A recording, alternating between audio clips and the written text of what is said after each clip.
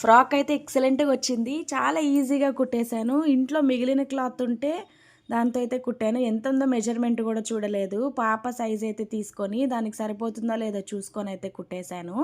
చాలా ఈజీగా వచ్చింది కుట్టడం అయితే. అంటే క్లాత్ చాలా తక్కువ ఉంది కదా అని పైన పోర్షన్ వరకు అంబ్రెల్లా కట్ తీసుకున్నాను.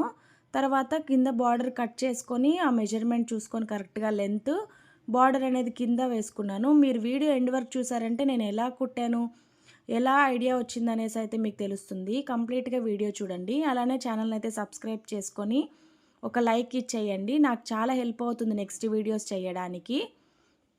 ఇలా అయితే కట్ చేసుకున్నాను. అంబ్రెల్లా కట్ చేసుకొని ఇలా బార్డర్ అయితే ఈవెన్‌గా కట్ చేసుకున్నాను. కరెక్ట్‌గా లెంత్ అయితే కరెక్ట్‌గా సరిపోయింది. ఈ క్లాత్ ఆల్రెడీ నేను పెద్ద పాపకి స్టిచ్ చేసుంటే మిగిలిన క్లాత్ ఇది. ఈ ఫ్రాక్ అయితే కరెక్ట్‌గా 7-8 ఇయర్స్ ఉన్న కిడ్‌కి అయితే సరిపోతుంది. ఇలా అంబ్రెల్లా కట్ తీసుకున్నాక ఈ బార్డర్ అనేది ఇలా కింద జాయింట్ వేసుకోవాలి. వేసుకుంటే మనకు కరెక్ట్‌గా లెంత్ అనేది సరిపోతుంది. యాక్చువల్‌గా మొత్తం అయితే అంబ్రెల్లా కట్ తీసుకుంటాము. ఇంకా క్లాత్ సరిపోదనేసి ఇలా అయితే అటాచ్ చేసుకోవచ్చు. తర్వాత బాడీ పీస్‌కి అయితే నేను బోట్ నెక్ అయితే కట్ చేసుకున్నాను. బోట్ నెక్ కట్ చేసుకొని స్లీవ్‌లెస్ అయితే తీసుకున్నా. ఎందుకు చిన్న పాప కదా హ్యాండ్స్ ఎందుకని స్లీవ్‌లెస్ అయితే తీసుకున్నాను. ఇలా బోట్ నెక్ కట్ చేసుకొని లైనింగ్‌కే నెక్స్ట్ పీస్ అటాచ్ చేసుకొని అయితే రివర్స్ చేసుకోవడం చాలా ఈజీ. ఇంకొక వీడియోలో నేను మీకు డీటెయిల్స్‌గా కంప్లీట్‌గా ఎలా స్టిచ్ చేశాననేది మీకు ఎక్స్‌ప్లెయిన్ చేస్తాను. ఇలా అయితే బోట్ నెక్ కట్ చేసుకొని చక్కగా అయితే లైనింగ్ అటాచ్ చేసుకొని కుట్టేశాను. లైనింగ్ అయితే ఎవరో ఒకరు మనకు పెడుతుంటారు కదా బ్లౌజ్ పీసెస్ అవి ఉన్నాయి మ్యాచ్ అయ్యే కలర్స్ అవి అయితే తీసుకున్నాను. ఇలా మనము బార్డర్ జాయింట్ చేసుకున్నాక ఇలా పై పక్క కూడా ఒక స్టిచ్ వేసుకున్నామంటే బార్డర్ పైకి రాకుండా ఉంటుంది. ఇలా ఫ్రంట్ బాడీ పీస్కి కూడా నేను ఇలా బార్డర్ అటాచ్ చేసుకున్నాను ప్లెయిన్గా లేకుండా.